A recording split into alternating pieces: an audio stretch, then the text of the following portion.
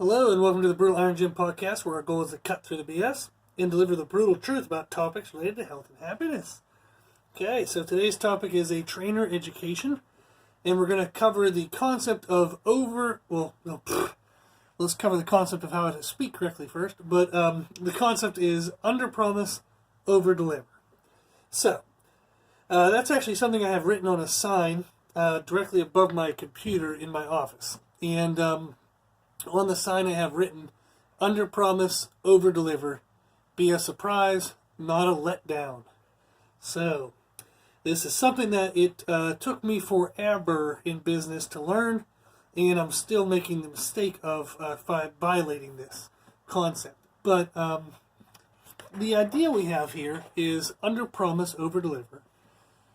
As trainers, it can become challenging to not overpromise. So we want to help people. We're in the business of training because we want to help people. We want to make a positive difference in their life. So we get kind of excited when we have the opportunity to help somebody. So we kind of get excited and we say like, oh, I can do this and this and this, and I'll help you with that and that, and I'll send you this and this and this. And then all of a sudden, like after the session, you have like another hour of work to do that you just promised that you're not going to get paid for, and you maybe don't even have time to do. So I've worked with trainers who do 30-minute sessions, and they'll have like anywhere from 7 to like 10-hour work days. So they're looking at like 14 to like 20 people that if they promise one single thing to each of those people, they have an extra hour or two of work to do. So I remember when I first started the gym here at Brutal Iron Gym, I was doing 50 hours of in-person clients. So that was all 50 hours face-to-face. None of it was like, 30 minutes on a treadmill, then 30 minutes with the trainer, calling that an hour session. It was 50 hours face-to-face.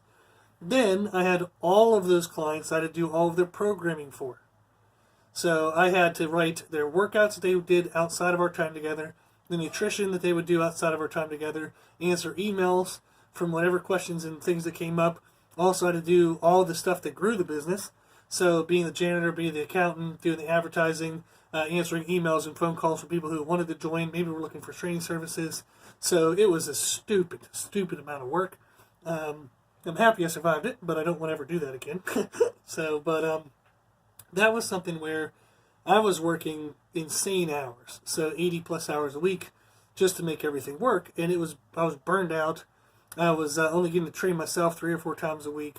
I'd lost like 30 pounds in the first month of being open. I got crushed trying to do it that way. And over time, I found that like I was wanting to help people so badly that I kind of forgot to help myself.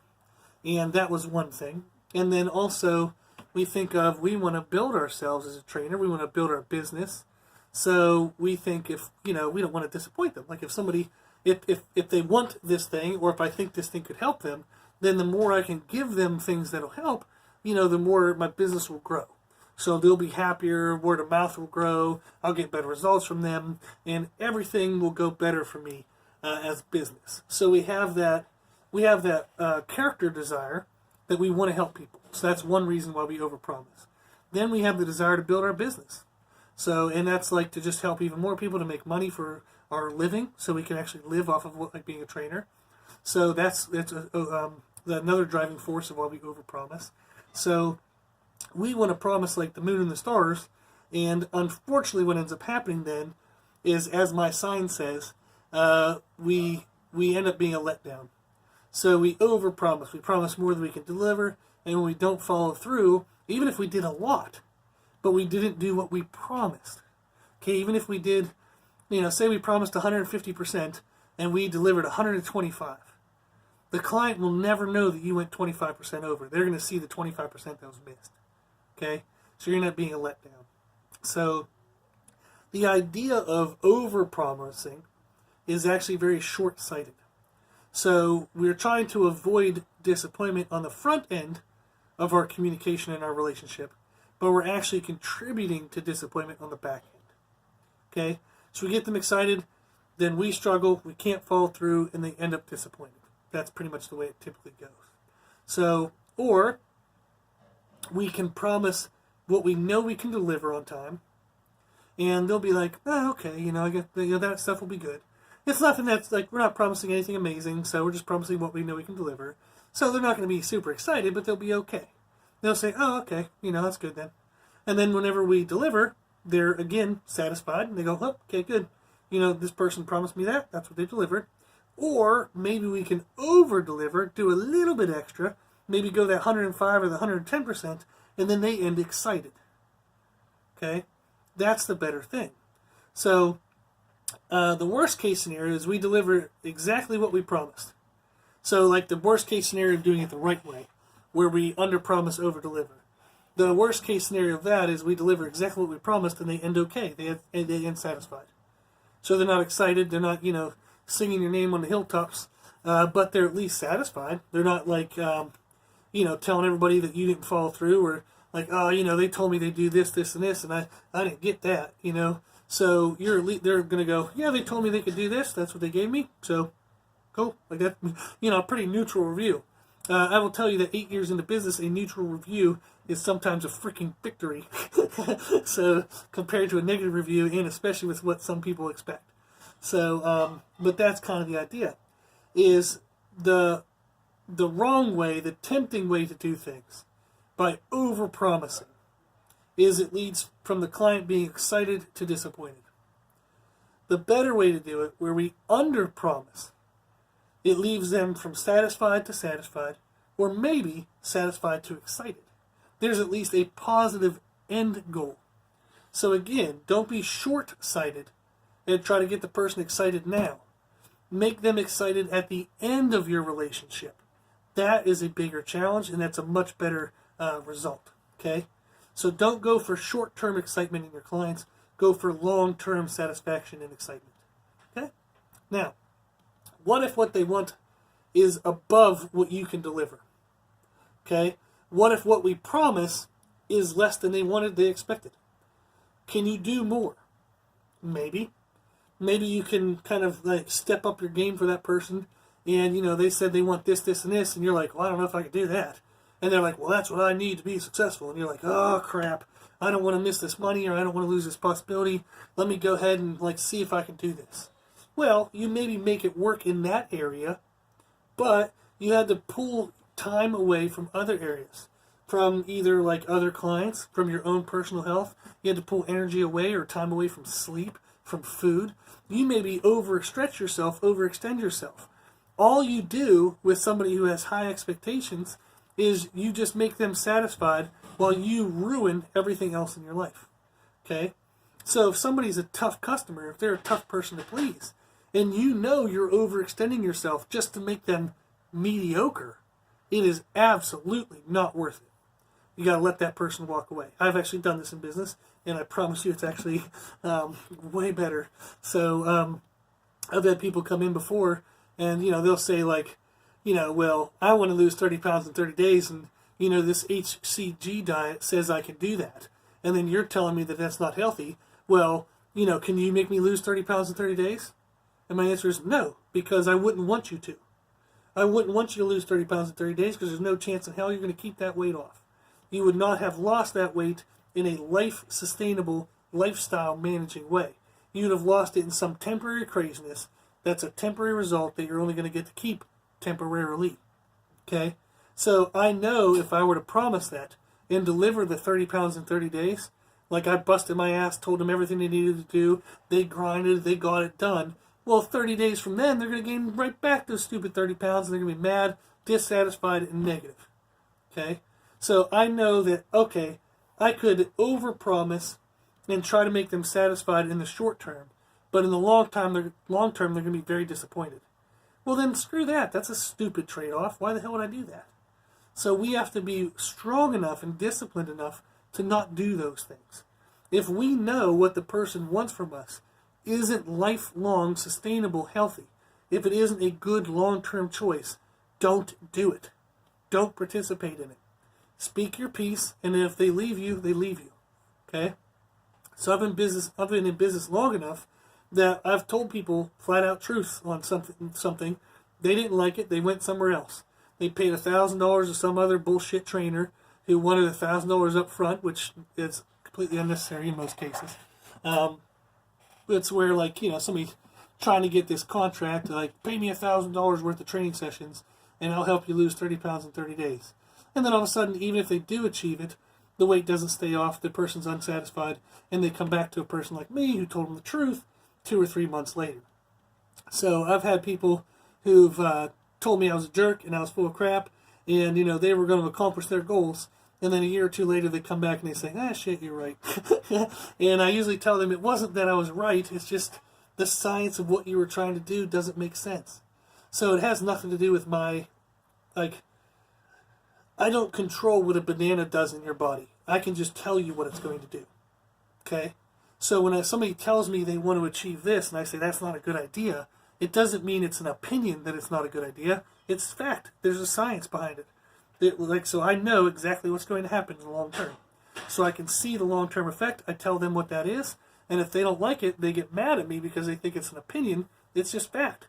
So then whenever they follow through with it without me, and it turns out that the information I told them was correct, they then want to come back and say, hey, listen, I didn't listen to you last time, but what you said came out to be true. So now I want to listen to you this time in the sense that what I know you'll say this time will turn out to be true in my favor. Okay, I'll listen to what you wanted me to do, and it'll turn true just like what you told me not to do turn true. So sometimes by under-promising, by not overextending yourself, and just by being truthful about what you know to be true in this moment, it might lose you the client. It might lose you the business. It might lose you the money in this moment. But you get to keep your character, you get to keep your reputation, and you get to build upon the future. Maybe that person will come back and end up being a great client for you. You'll make a big difference in their life. You'll make the money that you missed out on, and maybe they don't come back. But at least you'll know that you didn't sell your soul or try to take advantage of somebody just because you wanted their money. So if you're like, well, I know what they're doing is wrong, but I want the money. Well, that's not right. Don't take the money and still do the wrong thing. Okay? There are plenty of people in the world who need training and nutrition advice. You don't have to be, taking advantage of people just to get the business of that one person. There's millions of people. Okay? So, that's what we think of when we think of not over-promising, is trying to stay with what you know you can do. Stay with what you know is true. Okay? So how do you know your limits? Think to yourself, is what do I have time for? So if you're a personal trainer, but you're only a part-time trainer, maybe you can devote 10 to 12 hours a week to training. Well, think of it as, okay, if I have a 12-hour window every week of what I can do, and I fill 8 of those hours with in-person clients, that means I have 4 hours that I can do some type of work for each of those clients. So maybe I can write their extra workouts that I want them to do. Maybe I can send them a podcast or, turn them onto a book that I know might help them based on the discussion we had. So know your limits. Know your time. So when I was first opening the gym, I signed my life to a building lease, business loans, all this other crap, to where there wasn't I'll be able to give 60 hours a week to this and it just has to work within my 60 hours. It was, I will give whatever the hell is needed to get this thing going, and then I've had to rein that in over the years. So, but that's what you have to decide, is what I've had to decide now is I want to have a balance to my life. So how many hours per day am I willing to give to my business? But then still have hours for myself, for me time, for personal time, for relationships with family and friends, like for taking care of my own health. So I might decide for me that I want to give 10 hours a day to my business. Well, then I know that's what I have time for. So that's my limit, is what can I get done in 10 hours a day? So I only promise and I only commit to what is within that 10-hour limit. Okay? Now, you can also think of what is within your abilities.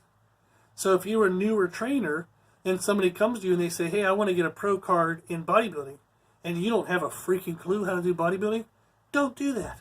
Okay? So if you don't have the ability to do it, then just say so. Recommend maybe someone else that you know has the ability, or you can ask that person and say, hey, you know what, I've never helped anybody do a bodybuilding show, but I do know what it takes to build muscle. I do know how you need to eat to lose fat. Would you be willing to kind of be my first person? Would you be willing to, you and I work together to kind of go through this experience together, to both learn this. And you'll be surprised. Sometimes people say yes to that. So, and especially if you give them discount a cost, and especially if you're locally close to them. So yeah, they could go get the best coach in the world, but if the best coach is 5,000 miles away, that's not going to help them. So a lot of people, and especially in bodybuilding, aesthetic sports, the nitty-gritty details of exactly how you do every exercise, the exact position matters so much that having a coach in person makes a huge difference. Okay? It can really, really, really help. So they might choose to work with you because you're proximity close to them. They can see you face to face, even if you're not the biggest bodybuilding guru on the planet. So you just be honest with people. It's like we said for time. If you don't have the time for something, okay, just say so. So if somebody says, I'd like to do this, this, and this, and you're like, well, I don't have the time to do that. Just tell them that. Say, I don't have the time for that. Now, I could make time if I charged you extra money, because then I could push off other things and still make money for my time, okay? Or we can downgrade it and maybe only do this, this, and this. And you would give them an alternative that actually is within your time. What you'll find is sometimes people will pay the extra money. I've had a ton of people surprise me with the fact that they were willing to pay more for a more in-depth service. So in our last trainer education podcast, we talked about selling sessions without selling your soul. And one of the things I said in that podcast was, you are not in charge of their money. So when I first started this gym, I was poor as shit. So I thought money was a big issue for a lot of people. You know, so I'd be like, well, I could do that, but they're probably not going to be able to afford it. And then I wouldn't have this conversation with them at all. I'd be all in my head. And I'd be like, well, they probably can't afford it. I guess maybe I could do this and charge them this. And then I would just give them that end discussion numbers, but they didn't know there was a discussion in my head.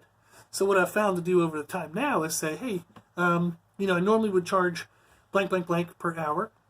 And for what you're asking me, it's probably going to take me 3 or 4 hours to do it correctly. So I'm going to need to charge this. And they're either going to go, yeah, okay, you know what? I've spent a ton of money on things in the past. Well, I've spent lesser amounts per unit of things in the past that didn't work. So this time, if this is going to work, I'll pay the extra money to make sure I finally have something that'll really get me what I wanted. So they'll do that. Or sometimes the person makes significantly more money than you, so the number that you're about to tell them that you're like, oh, geez, I would have a hard time paying for that, they just think, oh, okay, then they'll pay it. Okay? So I've trained people before who make well over 6 figures, and things that I thought were limitations for me weren't limitations for them. So it was something where I would have been editing my ability to help them based on a belief of money that turned out to be not true. Okay? So if you don't have time for something, either charge extra, so that way it'll be worth your time to do it, okay? Or tell them that you don't have the time to do it that way, but maybe there's an alternative. Just like we said, if you don't have the ability to do something, say so. Be honest. Recommend somebody who you think does have the ability, or ask that person to learn with you, okay? See if you can give them maybe a discounted rate, or maybe ask them if they're willing to pay full price, and you'll, like dive into them and make sure you do their best. But do a little communication with them, okay? It's okay to tell people that. So it's okay to know your limits and share that with the other person. Okay, it's going to help, because if you don't tell them your limits and you just say, yeah, sure, and then things don't work out, they're going to be very disappointed. If you tell them ahead of time, hey, I've not taken somebody to a competition before, but I'd love to do that, and I do know the science of it. Would you mind doing this with me?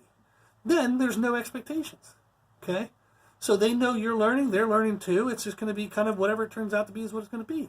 They're going to end happier because they went into it with the right expectations. Okay? Now, the other thing is knowing your limits, is what can you actually control?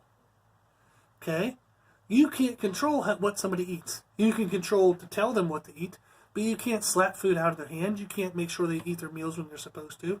So if you don't have control over something that's important for their goals, speak up. Tell them, okay? Don't accept responsibility for something you can't influence. So if somebody says, oh, I've been doing this diet and training and stuff, I'm just not getting the results I really wanted. We can come back and say, well, if we look at your tracking information and how what you're doing with your meals, you're not even really following the diet correctly. You're only getting about 70 or 80% of the diet correct. So the diet isn't wrong. you're wrong. So you need to improve your adherence level to the diet before we need to change the diet. Now, the caveat is if there's something about the diet that makes it impossible for them to adhere to. So if you're telling them to eat at 12 and they always have a business meeting at 12, we'll change that stuff, okay? Make sure it's possible for them to adhere to it. Then make it their responsibility to adhere to the diet. So we've talked about this in the past, that if you follow most diets, about 90% correct. So if you track the number of meals you're getting correctly, okay, where you're eating the right amount of food, the right types of foods, and the right timing, and you get 90% of that correct, then pretty much every diet's going to work, okay, relatively well.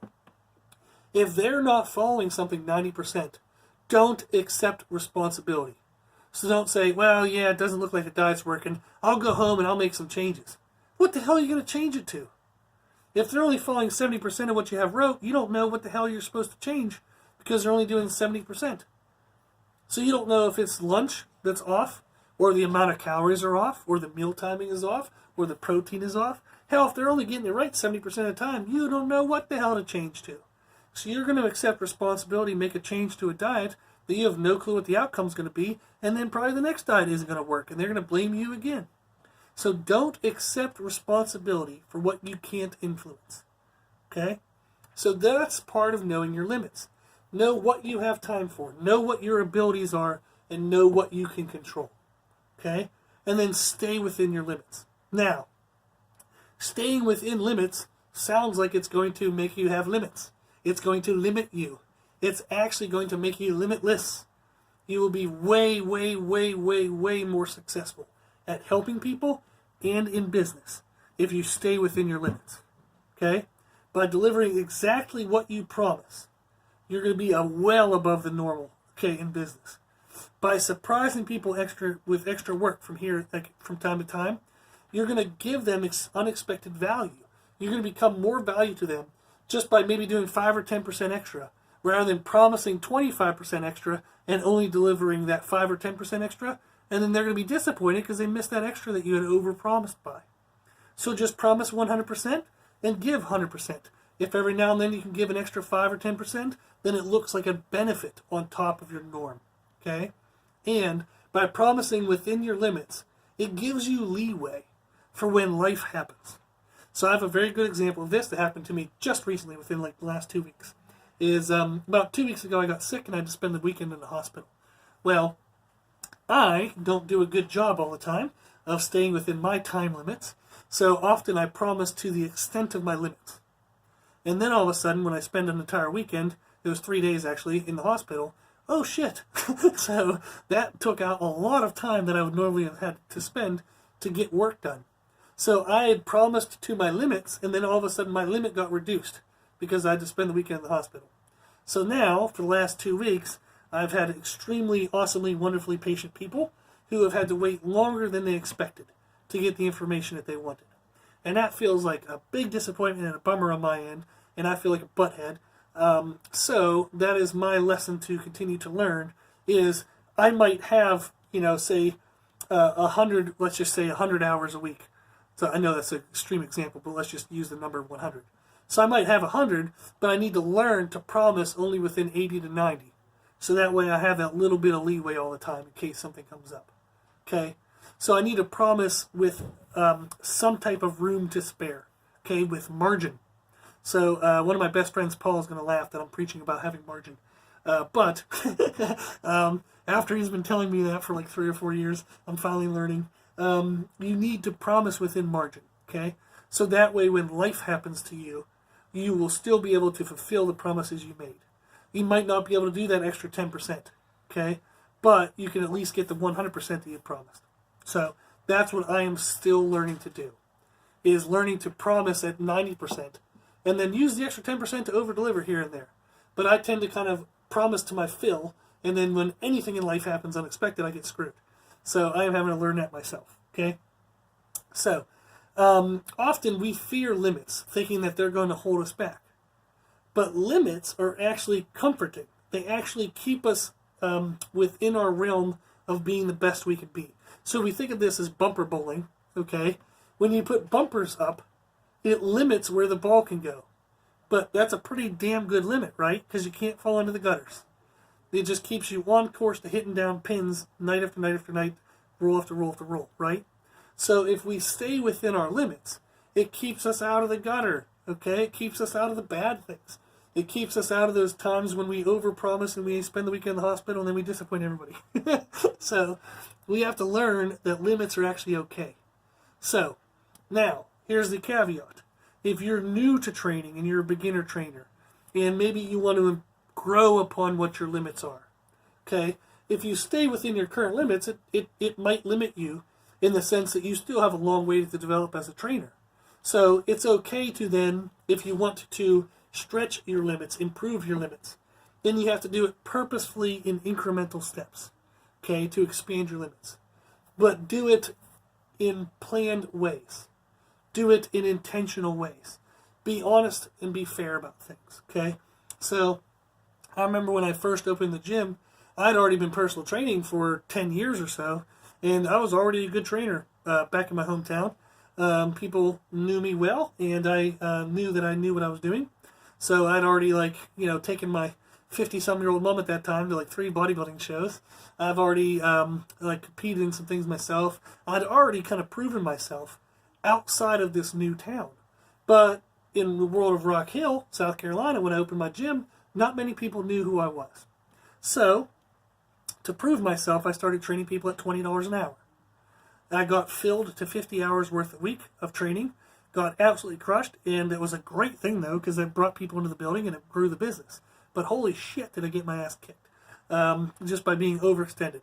So then I improved after all my clients were telling me I needed to charge them more money, which is awesome that they were great people. But they all could see I was freaking, getting crushed. So they're like, you need to charge more money. So I went from $20 an hour to $30 an hour and no one left. So it was like, shit. So I didn't want anybody to leave, but at the same time is, you kind of needed to create more margin. You needed to create more space. And when no one left, I was like, oh, damn. So it was cool to make more money, but I didn't solve the problem of being overextended. So, but that's what I had to do at first to get the business to grow. So I could have been, all high and mighty and had a big ego and said, well, if everywhere else in town is charging $60 an hour, I'm going to charge $60 an hour. Sure, but no one would have came. Because who the hell was I? I was some small gym that had no name, and the other gyms were big gyms that had, big company corporate names that are well known. And I was just some dude in a big white room with, crazy ass equipment like Atlas stones and chains and tires that was very abnormal for most people. So I had to prove myself at a lower cost. I remember one of the first people I trained in this local area for a bodybuilding show. I trained at an average of $5 and something cents, I think, an hour. I don't remember exactly. I think it was $2 an hour or $5 an hour, one of those two numbers. But it was ridiculously low cost per session because I just needed to prove myself that I could get somebody on stage and have them look good. So that's what I did. So I did it in the sense of where I knew what it was going to take. Well, I had an idea. Let's just say that. I had an idea of what it was going to take to prove myself. So I tried my best, and I got to grow my limits. So at the time, no one knew who I was. No one was going to sign up. So I knew charging less would help. So that's what I did. Okay? So that's what you want to figure out. Now, how do you find your limits? How do you identify what your limits are so that we can work to stay within them? Is the first thing that I think is a good thing to think of is what makes you feel overwhelmed and stressed out? Okay? In your business, what makes you stressed? Now, for me, some of the things that contribute to my stress is feeling overwhelmed with workload. Like I have so much to do, but I don't have time to do it all. Well, that's my own damn fault for promising to the extent of my time stretch. Okay? So like I said, I'm having to learn to promise to a margin, say 90% of my time. And then let that extra 10% be surprises or things that I can fill and just make people happy when I can. But for me, I get stressed out with my workload because I tend to promise to the extent of my limit all the time. So like I said, I'm learning to try not to do that.